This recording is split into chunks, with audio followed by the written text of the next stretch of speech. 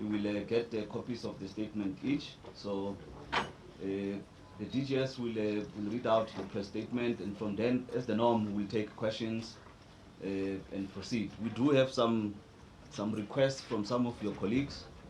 So at some stage, we're gonna have to trade off and stop the press briefing so that we can also give the interviews that have been requested. DGS, I invite you to read out the SACP statement. Thank you for coming, ladies and gentlemen. We will we'll make sure next time we get a much bigger venue. Just to brief you who's here, the Deputy General Secretary, Comrade Solima Paila, is sitting on my immediate left, and next to him is Comrade Grace Pampiri Botman, who's a member of the Politburo of the SACP and also a member of the Central Committee. Thank you. Welcome. Thank you very much, Comrade Maleka, and good morning to all of you. This is our statement on the discussions with the ANC. The augmented Central Committee last year mandated the SACP to convene a national imbizo as part of our ongoing process to interact with the motive forces of the National Democratic Revolution, to deeply appreciate the challenges confronting our revolution. We wish to announce that we will be convening the national imbizo 22nd to the 24th of April in Gauteng. We extend an invite to all progressive organizations, both political and non-political, with a vested interest in the successful execution of the second more radical phase of our national democratic revolution. Alliance partners, civil society organizations like the SACC and other MDM forces have already been issued with an invite to participate in the national imbizo, including the veterans of the movement and the MKMVA.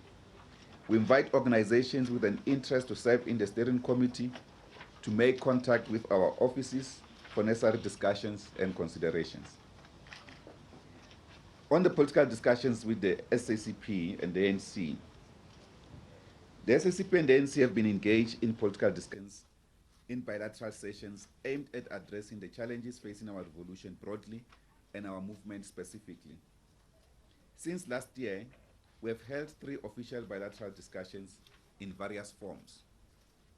This last Monday, our discussions continued. At the core of our discussions are the strategic questions facing our revolution, the revitalization of the National Democratic Revolution, rebuilding our connection with the key motive forces of the revolution, and dealing with subjective organizational challenges impeding our leadership role in society. It is in this context that the SACP is calling the broader national imbizo as well.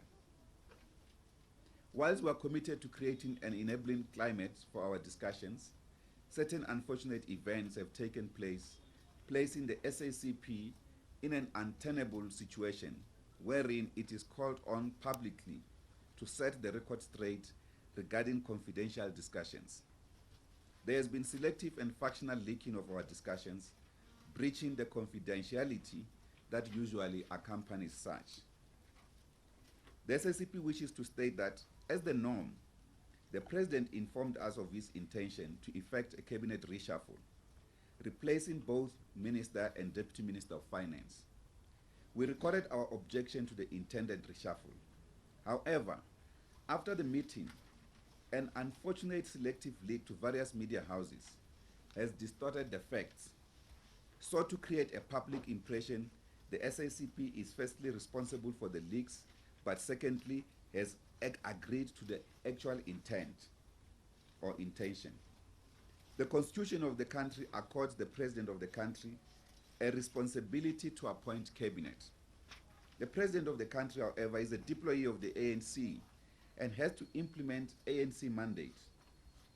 The ANC is in an alliance with the SACP, COSATU and SANCO, and therefore has an obligation to consult its alliance partners in exercising political power collectively struggled for. The SACP rejects this emerging paradigm of presidential prerogative devoid of political collective oversight. The collective oversight demands of us to be frank with each other, since we are required to discharge our responsibility not merely as friends and acquaintances, but as revolutionaries with a purpose to serve and change the lives of our people for the better. The SACP is gravely concerned by the growing abuse of state security organs and their meddling in daily political lives of the country. We are aware of a rogue intelligence unit that, in our view, gathers data illegally, produces false reports, and feeds them into the political and public domain to smear comrades. We have laid a complaint with the Inspector General and the Minister of Intelligence of State Security, who thus far have treated our complaint flippantly. In this regard, we have noted a rise in apartheid-era style intimidation and harassment of activists, SACP members, and even other ANC members. The case of Comrade Makosi Khoza is another point in point. A series of suspicious events have taken place, with the latest being the reported harassment of Comrade Makosi. It appears those with other motive forces, with other motives than that detailed in our revolutionary, won't stop at anything. We have a responsibility not to allow ourselves to be run by gangsters, nor degenerate into a gangster state wherein public office bearers and officials cannot discharge their responsibilities without fear or favor. This is our brief statement. We will then take questions. Thank you very much. Thank you very much, DGS. Okay, you're gonna help me. I'm a bit rusty, so we're gonna do things properly. All right. We raised hands and then, yeah, we take. So number one here, number two at the back. For this guy, yeah. All right. Any other hand? To the seat. Number three. Number four. Number five. Then you, in the second round, you 1, 2, 3. He's number two. Yeah, he's number two. So it's number 1, 2, 3, 4, 5. So you introduce yourself and yeah. Thank you so much, Clement Mangatela from Eyewitness News.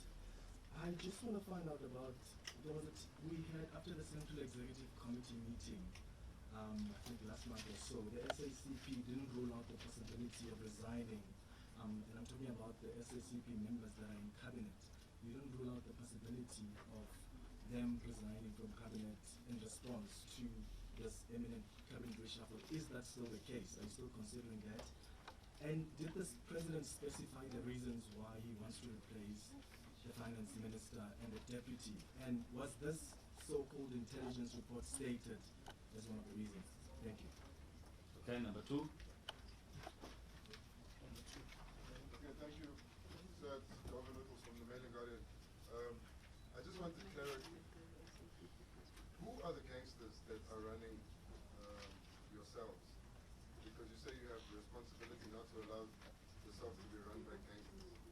And then I wanted to find out what was the response of the SACP besides the objection to the intention to replace the finance minister? Is there any other action that you're considering? And then lastly, have you had any response from the Inspector General regarding the complaint that you made? Thank you. Makati? Very similar to what Govin was asking in terms of the reasons, but where does the SACP stand in terms of if he does go ahead and fire Praveen Gordon, would he be, one, justified, and number two, what do you think would be the consequences of that, not only for government, but also for the alliance and the ANC in particular? Yeah, the questions are quite similar, just a slightly different one. What is the basis of your objection to the president's intention? I mean, you acknowledge that he has the right to do this. Is it because you question his motives for doing it? And if so, could you elaborate? Sangelo Masago from Jacaranda FM News. In your discussions with the ANC, when the president raised the issue of reshuffling Praveen Gordhan and then Odesi Jonas, was the ANC united on this matter? Did Cyril Ramaphosa Jesu Duarte and all the others agree with him on his wishes to reshuffle? And do you think this reshuffling of the treasury is linked to his close relationship with the Gupta family? And was Pravin Gordhan summoned back from abroad just to only attend the Gupta court case, which the president applied to be a friend of the court with? Thank you. I think it's fair that the SACP answers on behalf of the ANC. Yes, it's fair. We're in the meeting. All right. Is that all the first round? That's the first round. Okay. So it's there is No, 1, thank- 2, 3 in the second round. 4. Thank you very much. The first one relates to whether, firstly let me explain the principle of this engagement and why in our statement we decided to deviate from that agreed principle. The alliance is a tool of consultation. As you know that in the constitution the president is vested with the powers the prerogative powers to appoint ministers and other key government appointees. But because we run a party political system, not a presidential system, we run on political basis, as is indicated in our statement. We are equally responsible for both the successes and the failures of government, the weaknesses and strengths of government and its policies. So we remain responsible for that. We take collective responsibility for it. That is why an exercise of engagement, substantive engagement, is required in the alliance. So this tool does exist. So in essence, out of consultations, we are able to discuss confidential issues affecting our resolution, which are exercised accordingly by relevant structures. That's a norm in any political situation or political organization that runs government. So it is in this regard that because of the leaks, we decided to come out this way because that confidentiality has been violated, not by us, but has been violated by comrades who then creates an impression in the media that it is us who violated that confidentiality clause.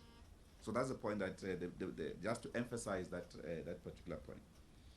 Well, from our last Central Committee, we did indicate that we will respond to this matter as and when it arises. Whether our members who are serving in government will withdraw from government or not. We have not taken that decision, largely because, first, we do not per se have party members on the list of the ANC candidate list.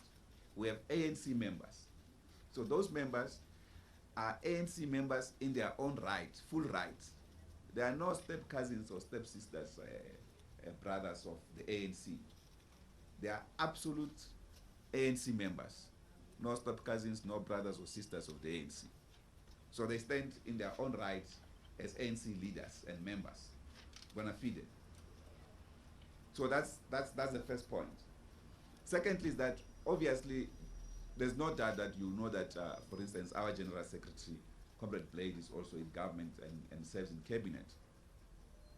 And is a well-known leader of the Communist Party. We accept that in the movement, there's a concept that creates the alliance, generally the dual membership principle, which is the cornerstone of the alliance, and of course the program of the alliance, the National Democratic Revolution, which seeks to resolve 3 interrelated problems of race, class, and gender. So that program continues to unite the alliance and create the process of the alliance. So because of the duality of the membership of the alliance, every leader can serve in any of the alliance organizations, or in all of them at the same time. There's no problem with that, and there's history to that. We can give examples of Den Klume, Moses Kotani, Moses Mabida. They would have served in different, Moses Mabida at some point was deputy president of SACP, was an official in the Communist Party, leader of Umkhonto Wesizwe, leader in the ANC. So they serve across the board, no problem. So even this matter doesn't arise today. But to the extent that there's no consideration for appropriate consultation within the alliance. The prerogative is exercised in a manner that doesn't take into account the collective being of the alliance. We may have to engage that particular process, that is what we have started to do with the ANC. So our members necessarily have not yet taken a decision whether to withdraw from cabinet or from government as individuals, as ANC members. If they withdraw, they will withdraw as ANC members, not purely or necessarily as party members. And I suppose that because this matter affects all ANC members, it will also affect the ANC members who are not necessarily party members. So it's not just about SACP members. Now, yes, we don't want to necessarily go into inner detail, but suffice to say, this intelligence report is indeed part of the reason given why these comrades were brought back from outside.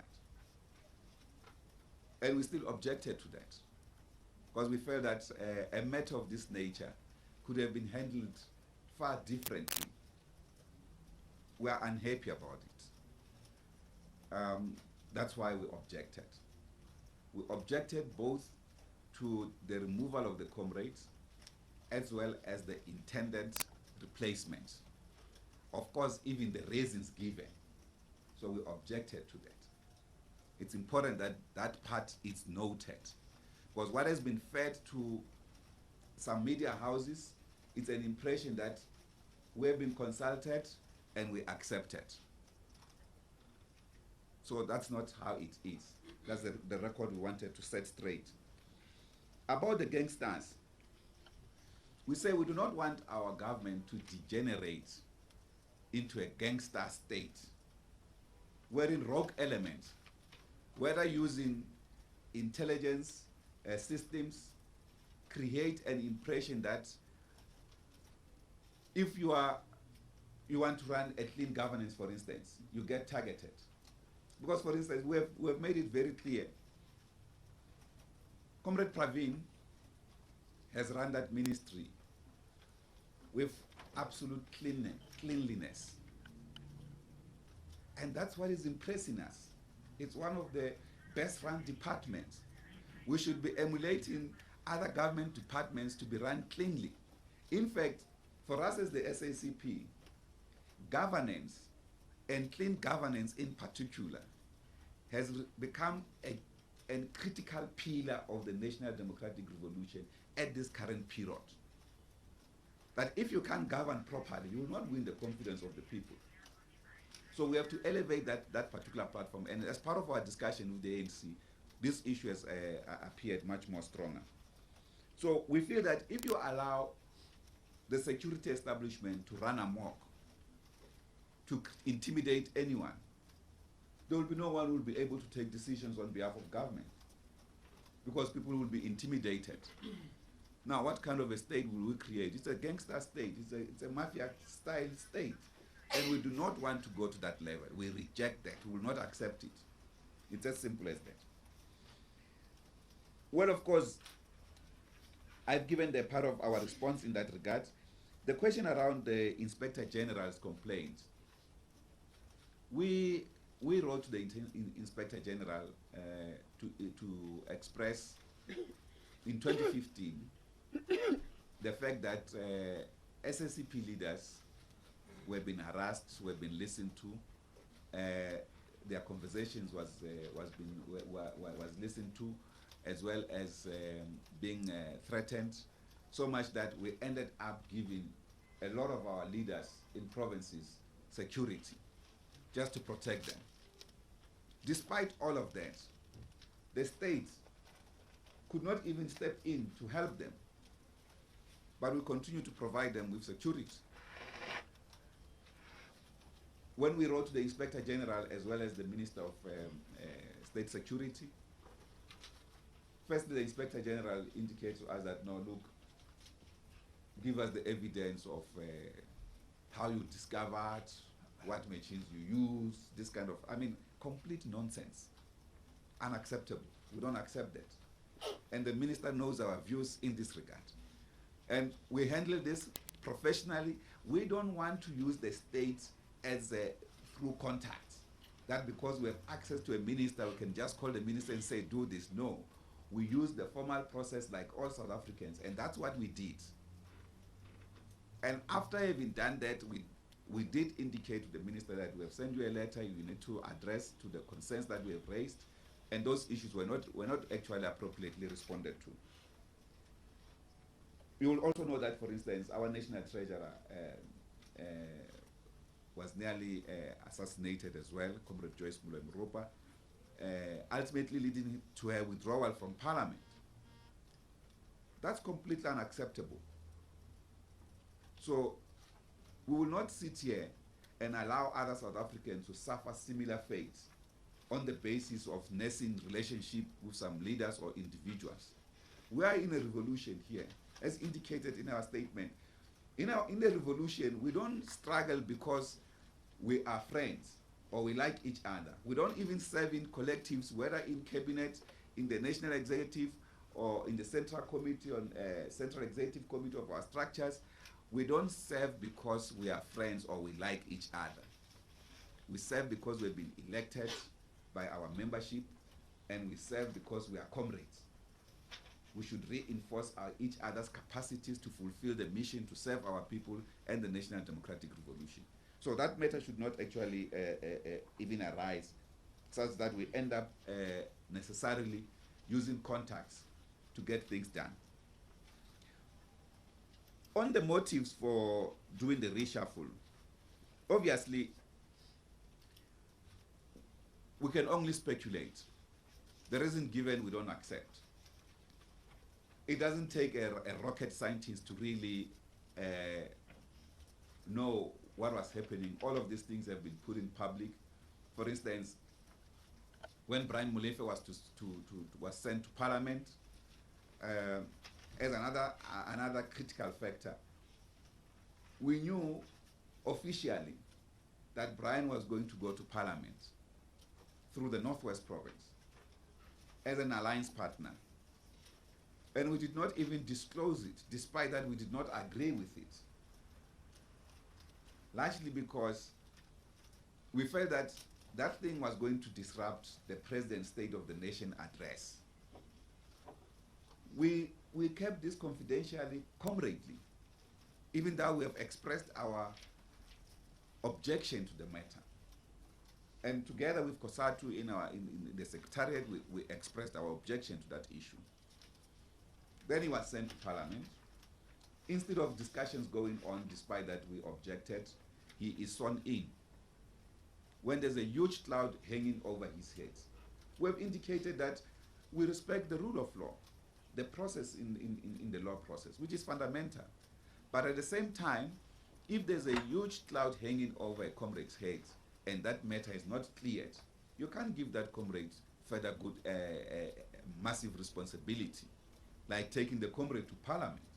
Parliament is an institution where members take an oath of allegiance to the Republic to serve the people. Now, a member that has just been questioned for some transactions when he was in leadership of ESCOM, is sent there to take a new oath. They don't take oath in some of those executive positions that they have. That's why they sometimes believe that they can do as they please. In Parliament, you take an oath. Now, how serious do we take our people if we allow such kind of things to happen? So that's the point that we raised, and we objected to it.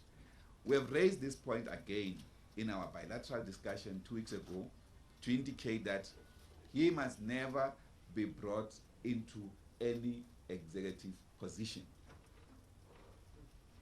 And all these are disregarded. We find that it is uncomradely, it's not accepted, and our commitment to the alliance should not be abused, particularly on the basis that we know that the Communist Party is too disciplined. It will keep quiet even when we do wrong things. No, we can't keep quiet when wrong things are happening.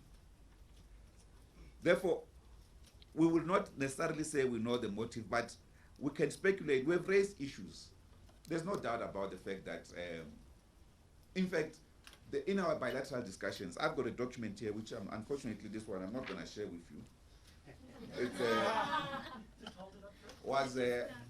This was on our discussion with the ANC on the 13th of March. This document, mine is 14-page document. Under this document, we have tabled about 30 critical points for consideration by our leadership under 5 key categories. One was on governance, where we are addressing even problems of corruption.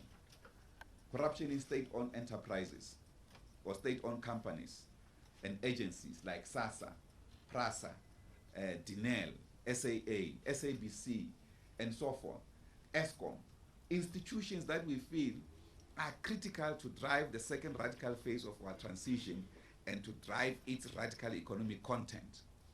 If those institutions are paralyzed, disrupted by a corrupt environment, how are we going to drive this program as a liberation movement and through our state and political power that the people have bestowed on us? So we've raised these questions in our discussion with the movement. We've raised challenges facing our movement broadly: factionalism, gatekeeping, bulk membership buying. We have said to the ANC last year, before this year's bilateral discussions, we have known, it has come to our attention, because our members are also in structures of the ANC, and I think that's the point that comrades must know. There's nothing that you can do in the ANC literally that will not come aware of. It's almost impossible, because we share membership. In the bulk buying process of membership, people were actually using voters' roll to enlist members of the ANC, just so that they can increase their membership for conference. Now, that's unacceptable. And if leadership, when we have requested it to make interventions to stop this kind of things, they do nothing. Because some of the factional intentions or processes that abuse organizational procedures are people that will support them. They keep quiet about it. You can't run an organization like that. That is why we've condemned those things. So we discussed the questions of challenges facing our revolution and our movement in particular. We also discussed the problems of course, this question of factionalism. We have indicated the fact that it affects all of us in the alliance. If it affects the ANC, it goes into COSATU, it goes into the party, it goes into SACP, and as well as our mass democratic formations that are associated with our liberation movement. So that's why we have to deal with it decisively. And we have called on the president to be presidential and be above factions and come out openly and condemn factions, particularly the known ones, those that have been given names. I don't know if City Press is here, but City Press gave the name of the Premier League faction, and later on the factionalists are now saying, no, this name came from the Communist Party. It did not come from us, it came from the City Press newspaper. So the leadership must be able to come out openly and be above factions and unite the movement. But if you associate yourself with activities of a faction, or are seen to be, then you will not be able to play a unifying role at the level of that national leadership, which is the task of leadership, to unite the organization as well so that it can effectively implement its programs. Therefore, we also discussed this question. I feel that maybe it's important just to give you the summaries of the 5 key points. We discussed the question of the reconfiguration of the alliance. That question is still undergoing further discussions. But from our perspective is that the conditions have largely changed since 1994 or post-1990. And to the extent that the conditions have changed this way, the modus operandi of the alliance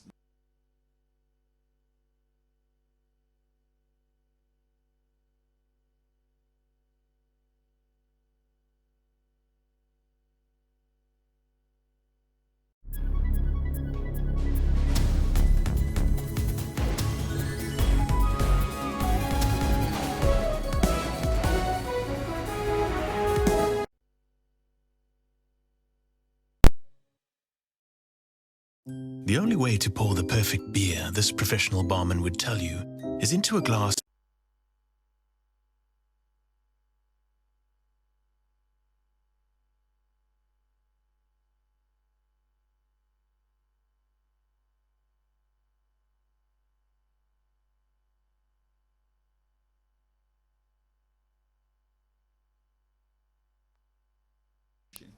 So that's why this matter comes up again. So we've raised this particular question again, particularly the concept of the reconfiguration of the alliance. It's a matter that we will put it up for further discussions, and of course other methods that require the reconfiguration process. We discussed as well this question of the abuse of security organs for political ends. You will know we've raised these concerns previously. We have taken up even the abuse of the walks. In the run-up to Polokwane, it was a similar problem with the Scorpions. We changed them to try and make sure that they focus on the national priority of fighting crime. Instead, some of them allowed themselves to be abused and used by political leaders. We want those institutions not to be abused by anybody. That is why, for instance, we have seen a situation where there's been an incessant chase of former liberation fighters. You can mention, for instance, McBride, Dramat, and many others. So our comrades can't lead these security institutions because they are marked to fail by particularly operatives of the former apartheid special branch who tortured our comrades, who killed and buried our comrades in secret graves. We reconciled with them and included them into the new democratic dispensation on the basis that they are all South African. But we never thought that when they are given responsibility to lead, they will allow abuse of power and now begin to chase our comrades. That we reject and we won't accept as a Communist Party. Our comrades cannot be tortured by their former torturers under a democratic dispensation. That is why this section on abuse of security organs, we have highlighted it clearly and we want it addressed as a matter of urgency. So it is in this regard that this rogue intelligence unit should not be allowed to distort relations in the movement, relations in government, to mislead political leadership so that they can embark on taking wrong issues. This question, this intelligence report that we now know, I received another one, which I want Maso to share with you. It's a heavy one, it's 41 pages. I don't know, Maso, how we can make this possible. Yeah, we can make it available on email. This one is from the Bell Pottinger group. The PR support for the Gupta family, that's what is written.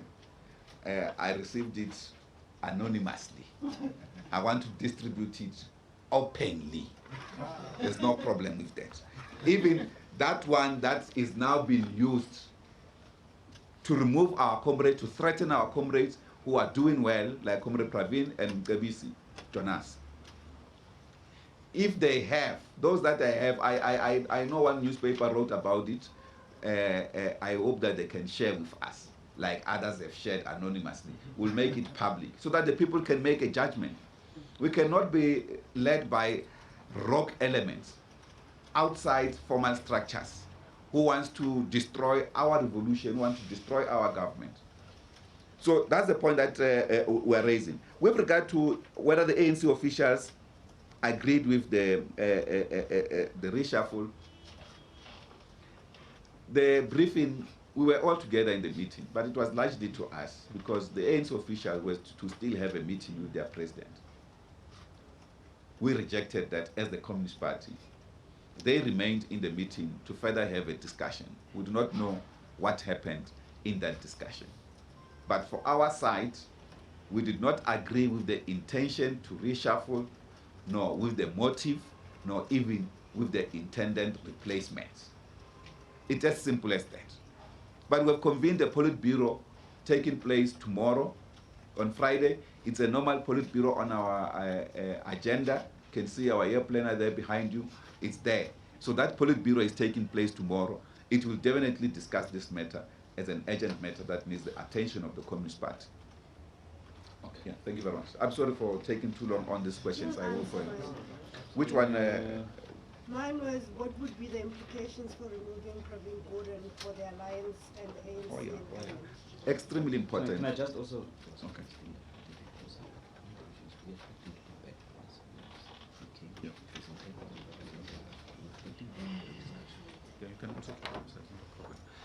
Let me just talk to this question, Gamatlat, and then I'll allow Comrade Malika to speak to one point. The first one is that, you know, the last decision to remove Comrade Nene, it is said by statistics, economic statistics, that the country lost between 89 to 100 billion rands during that period. That was the calculation of the immediate period before the sense of recovery. We don't know when the rand got weakened and it peaked at that particular level, how much more we continue to lose. Particularly the pension funds, which were heavily affected, because they are the ones that have invested all over the world. And these are pension funds of the workers. So much that apparently, if you were to calculate your pension fund pre that decision and after, you will find a huge difference on the basis of impact of that particular decision. Now, it is very important for the revolution to notice this, that a country, a developing country like ours, with of course features of a developed country somehow, because if you go to Santen, for instance, you feel like you're in a developed world. A country such as ours overall cannot afford gross mistakes that makes it lose over 89 billion rands in a period of a month or two. And if people take decisions of that nature, they must be accountable for their actions. Now, you can't continue to repeat similar things for whatever valid reasons you put forward. And this is not to say Pravin is not a minister serving in Comrade Jacob Zuma's cabinet. No, it doesn't mean that. But what it means is that that department is an extremely sensitive department. It must be treated with care. It must be handled with care. We must not allow the parasites and the vultures to encircle it and loot it completely, which is almost like what is intended to an impression is created that now we will open the floodgates for everyone to go and loot that particular department or through that particular department. Because you will notice that, for instance, some of the key departments will require strategic relations with other countries or even businesses and so forth that they enter into to be approved by that particular department. Take, for instance, ESCO or DINEL. All those things that were delayed for approval because they would not have met necessary requirements. Those requirements are critical. And therefore, the leadership in that department, we need good, sober leadership, not populist. We, as the Communist Party, have not always agreed with the political posture of that particular department. But we've also noted that that department is not a department isolated from government. It's part and parcel of government that we need. It's our department. It's not some outside department. It's not a consultant to government. It's a government department. So its policies are policies of government. So they should not be made scapegoats when it suits certain individuals. When their successes, there's collective responsibility for the successes. So the positions that they take are within government policy. If they need change, they must change policy of government. Then that department will implement these new changes. But for now, we feel that any action that is taken that may lead to what we saw in 2015, serious action must be taken against those that are responsible. Because it can't be that people can just go and take any decision that affects the lives of our people and they get away with murder. No, it can't happen like that. It shouldn't happen like that, actually. There must be accountability. In fact, that will be a gross nature of violation of accountability, actually. So it shouldn't happen like that in a democracy. So we feel that all care will be taken, will be considered to make sure that such a decision, when it is appropriate and when it is taken, it has taken into account all those problems. But at the moment, we don't agree with that posture that may seek to further harm our economy. And also, I think it is really pathetic How can you believe that a minister with a delegation of business and trade union leadership organize an investment trip to go and lure people to come and invest in our country? Possibly a group of investors controlling no less than 2.5 trillion US dollars portfolios. These are the people that can actually take decisions at a whim if they are given proper assurances to come and invest in our country. We are looking for foreign direct investments. We're not saying foreign direct investments is the be-all and end-all of economic investment, but that's critical. How can you even believe that such a trip is a trip against the country? I mean, this is the thing that we should not be treated like children, really. And even our people, even those that are not politically conscious, they will read this thing quite clearly. They won't believe this thing.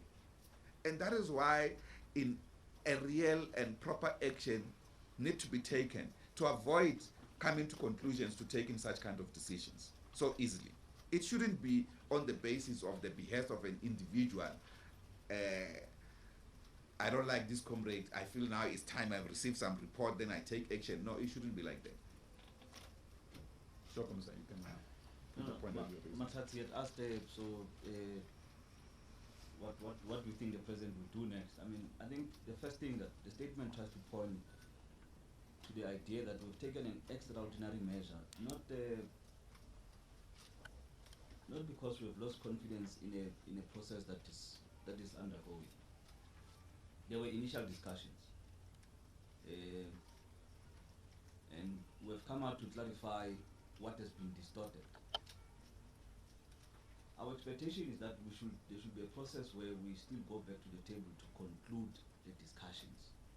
The president had expressed an intention, the party had given the responses, the president remained meeting with the officials of the ANC. We don't know what happened. And as it normally happens, at the conclusion of such discussions with the officials of the ANC, there's a feedback loop with the rest of the alliance partners. So from where we're sitting matters, we expect that process to still go of political discussions and engagements. And we have confidence in that process. So we're not going to invest a lot of time speculating on what happens. The employees of the ANC understand the processes of the ANC, and therefore they can't act willy-nilly outside of those processes. Okay, let's give the second round guys a chance. So it's number 1, number 2, number 3, number 4. Is there somebody there? Number 5. Over here. 5. Okay. We'll come back. We'll come back here. 1, 2, 3. So there's number 5 there. Then there's 1, 2, 3. Is there water at the back there? There's no water at the back. If you can share. So you can see the trade-off of asking one question each. But if you pile them up, it's Water. so yeah, self-regulate. Okay. Sure. I'm Khalangata from Bloomberg News. Can you take us into the confidence of some of the names that were mentioned for the intended replacements for the finance minister and his deputy? Was Brian Malefi part of the names that were put forward for possible replacements? And then secondly, if you've said that you've objected to certain steps that have been taken in government before, for instance, Mr. Malefi being brought into Parliament. If, as it is the President's prerogative to replace and make changes to his cabinet, if he does go ahead without further engagement with you, will the SACP consider pulling out of the tripartite alliance? Alden Simpier from SABC TV News. It's quite clear that the relationship with the President, the relationship between the President and Pravin Gordhan has broken down, if not Pravin Gordhan and the Minister, considering that the President has tabled such a report in front of the SACP and in front of the ANC's top 6. What do you guys then suggest should happen? Because one has got to give. It's either the President leaves, or it's either Pravin Gordhan and Mcebisi Jonas leaves. So what do you suggest should happen in this regard? You speak about the 89 billion rand that the country lost over the past 2 months during the Nenegate saga. Is it not time that the president be recalled from Parliament? Because even though you go to the elective conference, and the president has made it clear that he will not stand at the elective conference, you still have a president who will be the president of the country for 2 more years, and you've already raised issues with regards to his leadership and mistakes that have been made, and you're saying that these mistakes can't continue. The final question is around the Browse Mole report. Is that it's quite interesting that you have this report that is coming out now, and back in 2007 you had the report that was almost similar which accused President Jacob Zuma of trying to overthrow the government and trying to become president by support from the Angolan intelligence. What does this point to? Does it not point to an environment within the alliance where the state apparatus have been used even way back before President Jacob Zuma's time in governance? Thanks. Morning. Warren Thompson from MoneyWeb. You indicated in your statement, Deputy General Secretary, of the removal of Pravin Gordhan and his deputy. I wanted to ask if at the time or after that there was any indication from the ANC they were considering a broader cabinet reshuffle. We've been led to believe that as many as 12 ministers may be reshuffled. And then I just wanted to understand just with clarity to the intelligence report that was presented to you in that meeting on Monday, who the President said the authors of that report were, if it was indeed an organ of state, compiled by an organ of state, or if it was a team within the ruling party itself. Thank you. Hi, I'm TJ from Reuters. There's been a few meetings since Monday now, and I mean, maybe you know what happened in those meetings. Do you know for a fact that the Minister of Finance has been removed? Edmund, who has been replaced with? Okay, let's say number 5. Hi, thank you. CD from News Telecom. Just 2 very quick ones. One is a little bit close to what I think Amkhanang asked. You said Brian Molefe was not an option. You wouldn't want him as a member of the executive. Who would have been, in terms of the discussions, were there other names that were brought forward? Was there a compromise that maybe all parties could find themselves agreeing on? And also, 2 days ago, there was also speculation around a resignation. I remember hearing Kosatu's GS saying it was an embarrassment for the country, that he didn't think that Pravin Gordhan would resign, but there was lots of talk about it. Was there a conversation around that? Was it a legitimate consideration on his part? Thank you.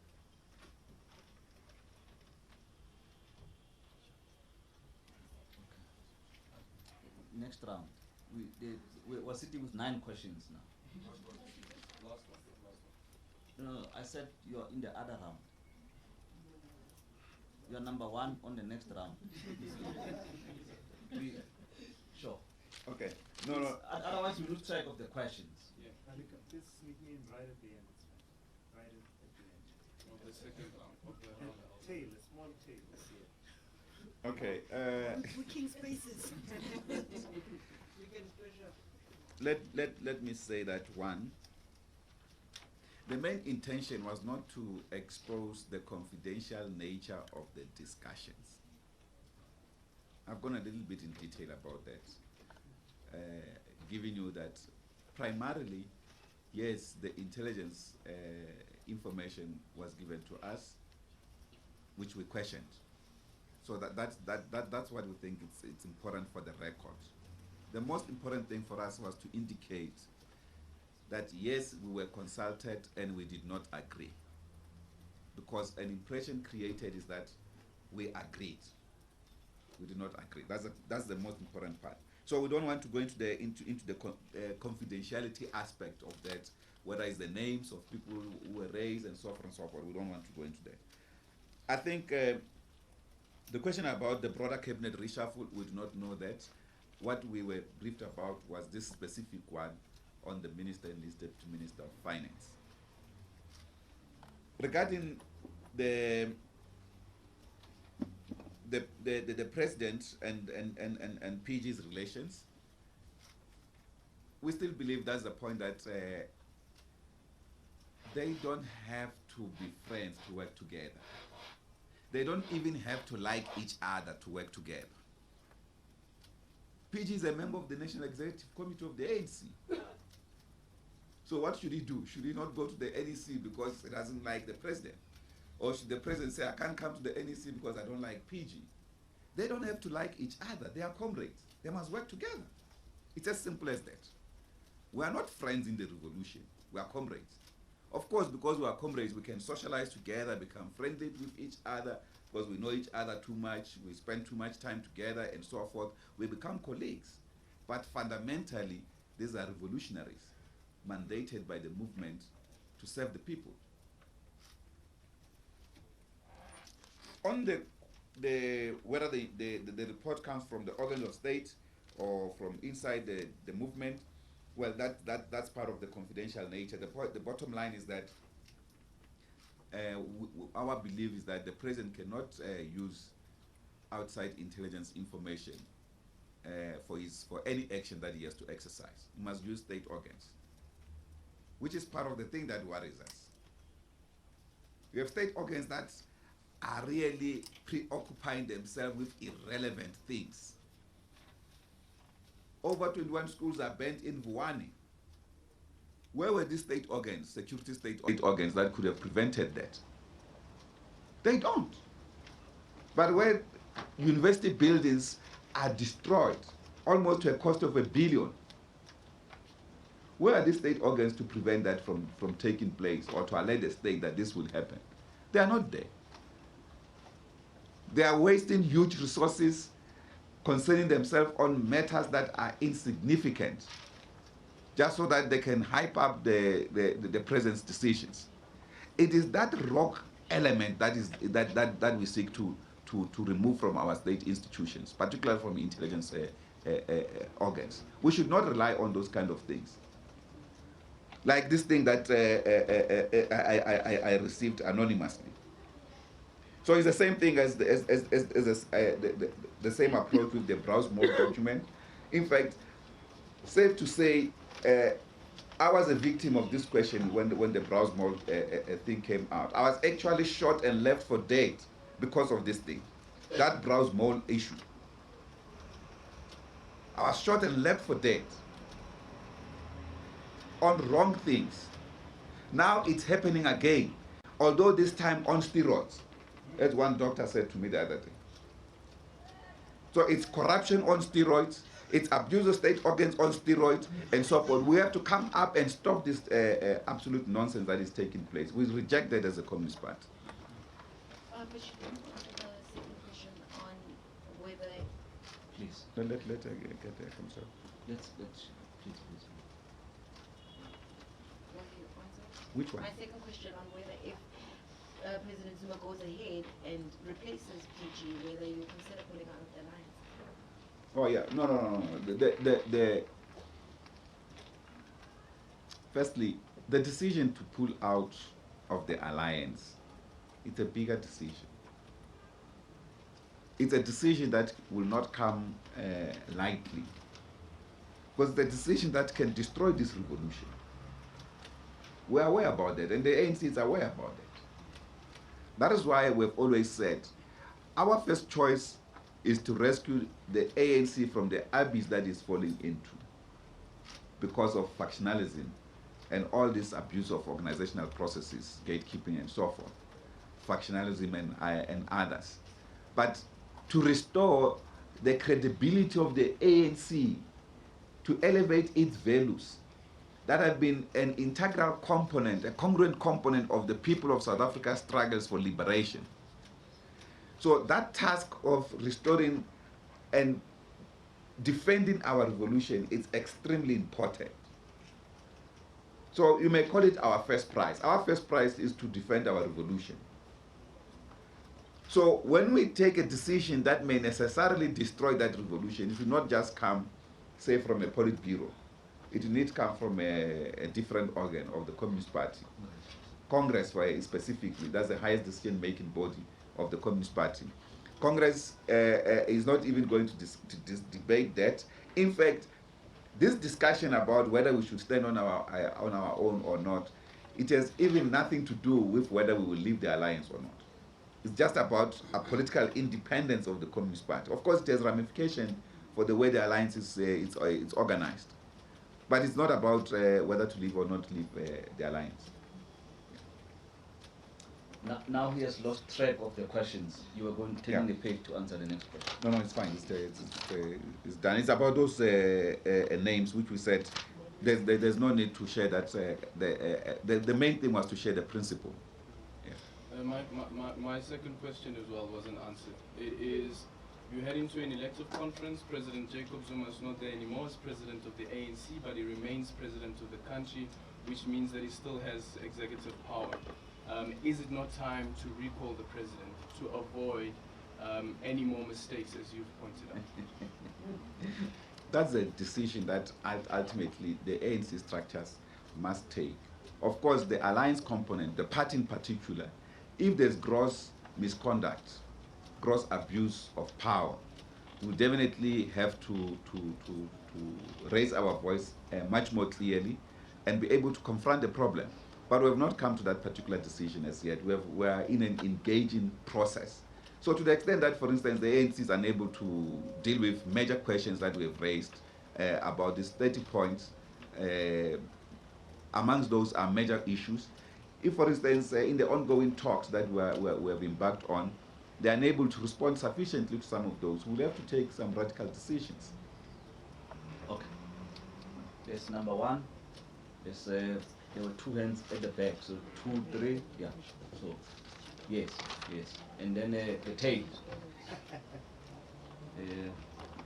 We seem to be nearing towards the end now. Yeah, I can see from the indication. Atlati has also slipped in a note that they are about to miss filing time, reminding all of you. So, yeah. Also, City Press is here. Okay.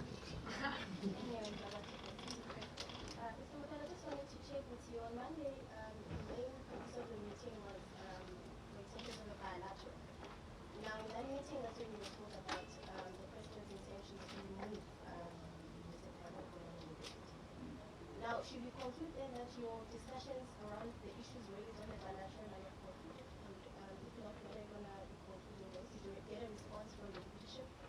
And as well, when are you expecting to be meeting with the ANC? Because seemingly the president will have to go in at times. When are you going to be meeting with him? With the leadership. 2 questions. Yeah. Where? Kyle from The Times. So considering the current state of play politically, do you still feel that, does the SACP feel that President Jacob Zuma is still a worthy president for South Africa?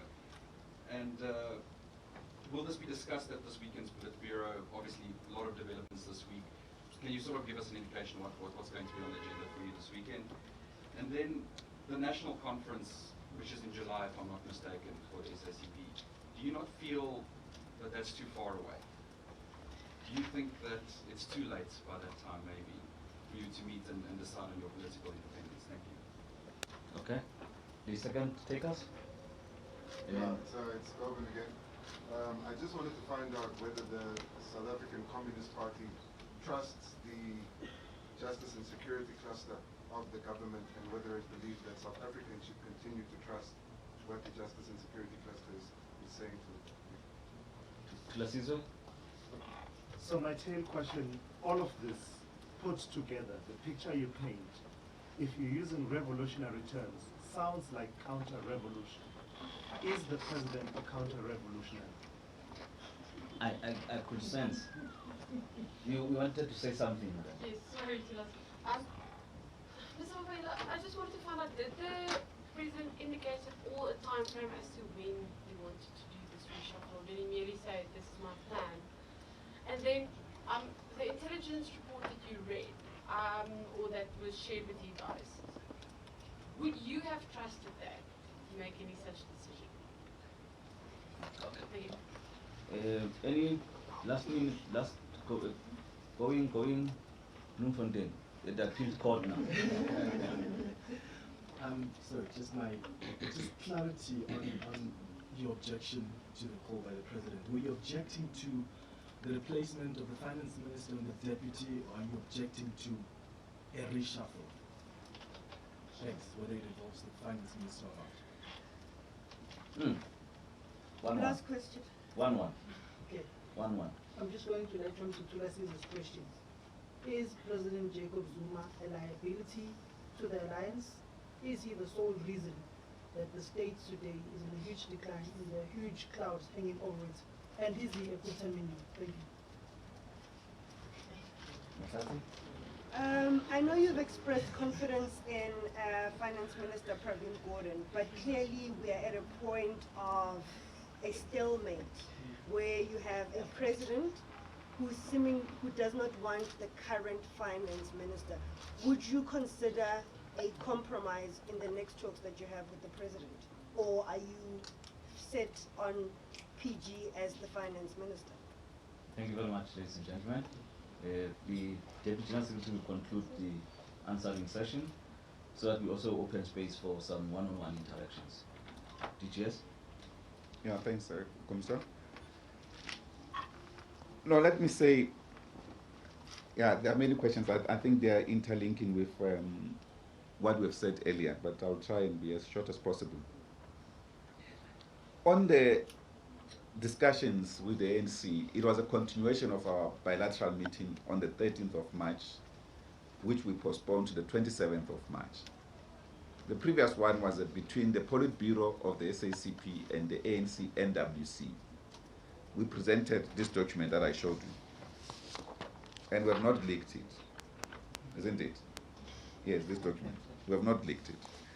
We presented this document, and after that, we then reconvened now as officials, no longer PB NWC. So it was a continuation of the same discussions. At the core of these discussions is the state of the national democratic revolution, the strategic questions that we are looking at, revitalization of the NDR, reconnection with the motive forces of our revolution, and how to assert democratic, moral, and ethical leadership of society as expected by our people from the alliance, as headed by the ANC. So the PB meeting will definitely receive a report of the officials from these ongoing discussions. What I can say is that the ANC gave us a response to some of the questions in a written form. But even that written form response, we will not leak it, because we don't leak. So they gave us a written response, and we engaged them. The response was not sufficient to the questions that we covered. That is why there's a need for ongoing discussions. We have agreed to meet soon, and the Secretariat has been mandated to prioritize the issues on the basis of their significance. Prioritize them so that a meeting is arranged soon to sort out all those problems. Whether when to meet with the president, of course the PB would have further discussions. They may require further discussions quite soon or not, particularly in the midst of the point that we're raising. Because we also felt that we could not wait for this question until the PB, because the media houses are running with it. The online editions are full of it, and it distorts our image. We're a truthful party. Part of revolutionary principles is truthfulness and honesty, and we want to keep that. And we don't want that principle to be violated, not by any one of our allies or individual comrades. So whether the president is worthy, it's a worthy president, that's not for us perhaps to respond, it's for South Africans to respond to that particular question, whether he's a worthy president or not. The July Congress, it is not going to decide about our independence. We are an independent political organization already. We have been for so many years. In fact, people just don't know, or because they don't pay enough attention on this matter. The Communist Party in this country, for the record, runs more political campaigns than all other political parties combined. The political parties just comment on issues. We run campaigns. We have a big banner, as we normally show like this, but bigger one. This one is of course in memory of our stalwart Ahmed Kastrada, where we show, for instance, our major Red October campaigns on issues. We've run national campaigns on public education, on public health, leading to NHI, on land reform. Our Maibu Mslaba campaign, which led to the National Land Summit in 2005, was actually attacked, so to speak, or disrupted by a group of the LPM people led by Andy Lemkita. Today, at the time, who's now the champion of land reform. We were marching to Agri SA at the time, 2005, in Pretoria. So we've been on these massive campaigns continuously than any other political organization. Our financial sector campaign, with its multiple campaigns inside it, where we're confronting directly monopoly capital in this country. So we've always been running independent campaigns, campaigns against corruption. We're the first political organization to run, not just to condemn, but to run a fully fledged national campaign against corruption. And we lost cadres, top cadres of the Communist Party, quality cadres. Bomba Njangas in Mpumalanga and Comrade Musala in Mpumalanga, who were our members. Comrade Mospark in Northwest and others who were victims of this particular campaign, who were martyrs of this particular campaign. So we've always been running independent political campaigns as the Communist Party. We're an independent organization, but we're in alliance with the African National Congress. So we contest. The July meeting is not necessarily too late, because it's not going to decide about our independence, but it's going to decide whether, among the issues for consideration, is whether we can put our name on the ballot independent of the ANC. That even if we were to do that, we are not conceptualizing a notion of going it alone per se. We are looking at working with a wide range of progressive and social formations that share our perspective. So it will not necessarily be a Communist Party thing per se, even if it were to happen. Because the party is not free from the working class that it seeks to lead. It is part and parcel of the working class movement. On the justice security cluster and the trust by South African people, of course, our view is that we have many hardworking men and women of our country who are patriots, who are wearing the national uniform. The police, the soldiers, and others, the intelligence officers. There are many of those who are doing well in service of our country. They risk their life on a daily basis, and we applaud their efforts, their bravery to defend us, to make us live better and safer in our communities. But there's no doubt that crime has escalated in this country. The security cluster is disorganized. I mean, we don't have to come to this point, but maybe it's important that I also raise it. The largest union organizing the police force is Pop Group, an allied union to our party and the ANC, because it's part of COSATU. You can ask, since when did you see them working hand in hand with the minister? At some point, I was even asked to facilitate a meeting between the minister and Pop Group. It shouldn't be. Those are they are an important union at the core of fighting crime, with more members who risk their life on a daily basis. So if you have a sense of lack of coordination of such kind of strategic institutions and organs and organizations that can assist in the fight against crime, you'll continue to have all these problems like the heist at the airport, the attack at the Chief Justice Office, which, as we have indicated in our statement, we see a common effect, commonality in how these actions are conducted. But the general safety of the population of South Africa is our major concern. And we think that we can do better. We have xenophobic violence that erupts from time to time. Whereas our intelligence services, instead they are focusing on wrong things, instead of stopping this kind of unacceptable behavior. So that's what we want them to focus on, and we are prepared to work with them. We are prepared to work with them in our communities to fight crime. So we remain having confidence in this in the security cluster, but we must indicate that there seems to be more attention on the rogue elements, supporting the rogue elements, and the fight amongst the senior officers in these divisions than actually on the actual fight against corruption. That's what we want to see the criminal justice system focusing on. Well, we can't say the president is a counter-revolutionary. No, we can't say that. But the intelligence report that was given to us, we're not happy with it. That's what we can simply say. That's why we also felt that there could have been a further process before decisions based on it or decisions based on it are taken. But we were not, in fact, the big issue is that maybe we've reached a time where we need a real restructuring of that sector. Because at the moment, I don't think it's really useful in the manner that a lot of work is conducted. It is more political intelligence. We need intelligence that can create safety amongst our people. That's the nature of intelligence that we need.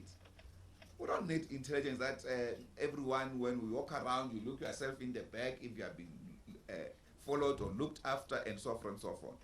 We don't want that. So we were on the question of whether we were objecting to the reshuffle or to the finance minister specifically. The issue brought to our attention was the question of the removal of Minister Pravin Gordhan and his deputy. That's what we rejected. We did not agree to it. Is Zuma a Gupta minion? No, I don't think we should put it in that way. We are on record as a Communist Party to have said, we raised this question of the Guptas officially in the ANC last year, January. Having raised this matter with the president on several occasions, and we've gone on record to have said that. We raised this question about the toxic relationship with the Guptas and the toxic or the poisonous impact of the Guptas on relationship in the alliance. And we have indicated to our comrades that they do not account to the Guptas. No civil servant account to the Guptas. No single revolutionary account to a family. We don't account to the Mandelas, the Tambos, the Susulus, prestigious families in our revolution, the Kotanis, the Marx, and so forth. We account to the movement, all of us. No one accounts to a family. When we realized that they were having an undue influence on the affairs of the movement and affairs of the state, we came out clearly, comradely, robustly, cautiously. We raised this question. And we further said, after we raised this matter to say, let this matter be addressed, we were then told that, no, we must bring evidence. We didn't have evidence to that extent that they wanted. But we said, if you want evidence, go and establish a judicial commission of inquiry on corporate state capture. Underline the word corporate state capture. Meaning that we could have investigated any other monopoly capital that you wanted, or any other capital that you wanted that we feel have been capturing the state or unduly influencing state decisions. That would have included the Guptas. We're not targeting them. Instead, we were met with a massive attack defending the Guptas. That why are we talking about the Guptas instead of monopoly capital, the Ruperts and the Oppenheimers? We have repeated this matter more often than not. That we don't care whether it's the Guptas, the Ruperts, or the Oppenheimers. We don't like all of them. But they keep on reminding us, but what about this one? So they deflect the issue. And in fact, this document that we are going to put on email to you will give you an indication of where that deflection comes from. So we raised this question openly. We now have said in our engagement with the ANC, we think the citizenship of the Guptas must be revoked because of their poisonous nature. Even, for instance, how they are covering the news in their channels this week, it's shocking. Completely factional. I mean, how do you even, of course, because it's an independent news channel, they can say whatever, but completely factional.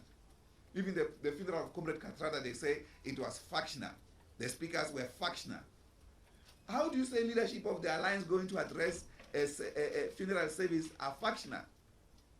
We have the General Secretary of the ANC, the Secretary General of COSATU, the General Secretary of the SACP and the ANC, all of them addressing this funeral, and ANN7 says this was factions. And these are the people that address this one and address that one. The others were not invited. Who was invited? That's a problem. And I think that it is critical that the question of how we deal with corporate capture, including the role of the Guptas, that when we raise these matters, we were not listened to. And comrades, when we were confronted to say, give us evidence, comrades came out to the fore. And one of them is Jonas. That's the reason, in my view, this is personal. That's one of the reasons I feel he's been ostracized in this form, because he came out. He had the guts to reject an approach by the Guptas. The public protector did an investigation, influenced by other people who lodged a formal complaint, not us. But we raised the matter, we asked the president to set up this question, to set up judicial commission, which would have allowed him even to set up his own terms of reference on the investigation. He didn't. The public protector goes ahead and makes an investigation, and she now puts terms in a recommendation on what needs to be done. For that matter, creating what we call a judicial overreach. Because she simply says, no, from a brief investigation, she feels that these matters affect the president. Therefore, he may be biased if he were to be the one that actually establishes the commission, which becomes another issue. And it is from that perspective, by the way, that the questions around Comrade Brian Molefe arises. When he resigned out of his own will, no one forced him to resign.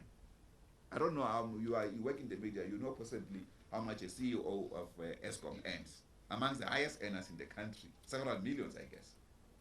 He left there to go and take a parliamentary seat that is worth less than 1.5 million from the many millions that he was getting at ESCOM, out of his own will,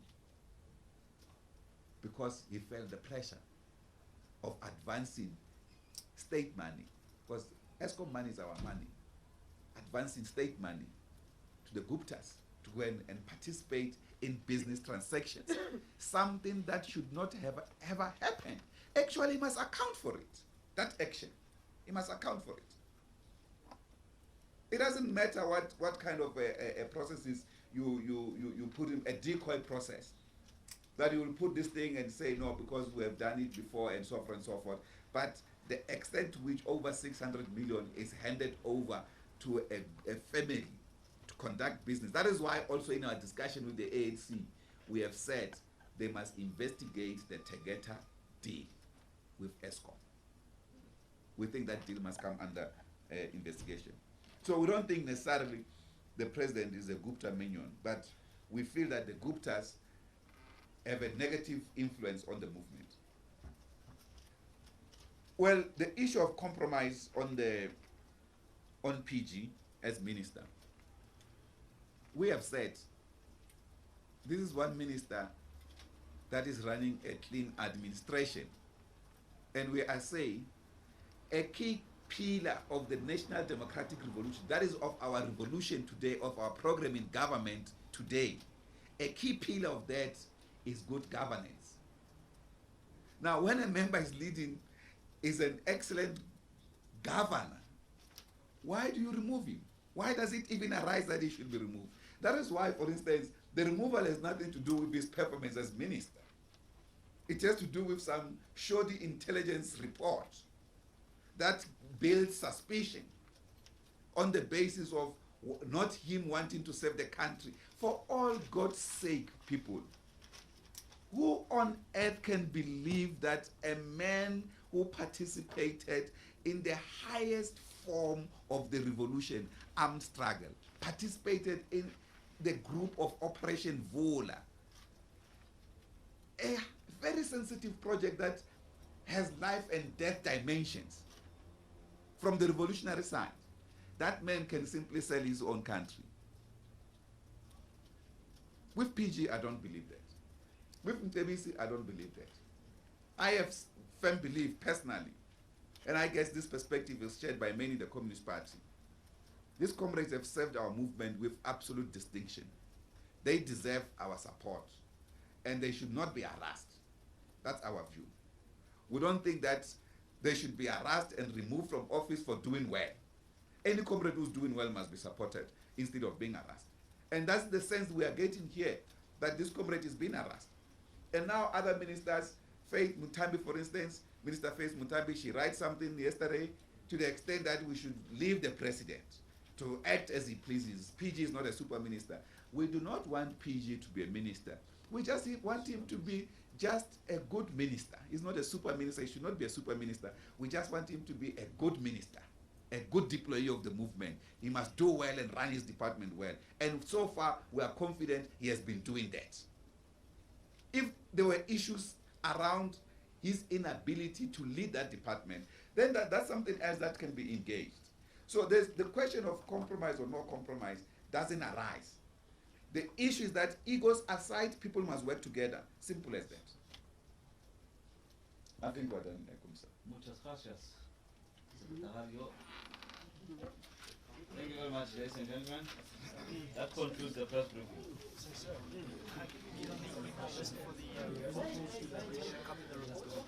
You get our statement.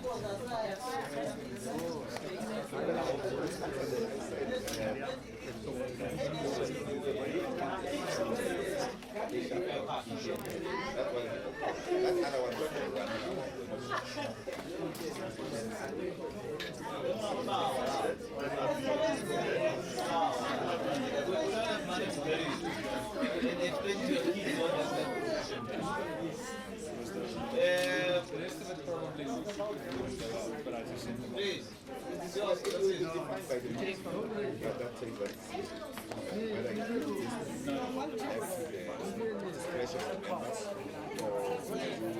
Take a collective binding decision. So they will discuss that. But we're not yet.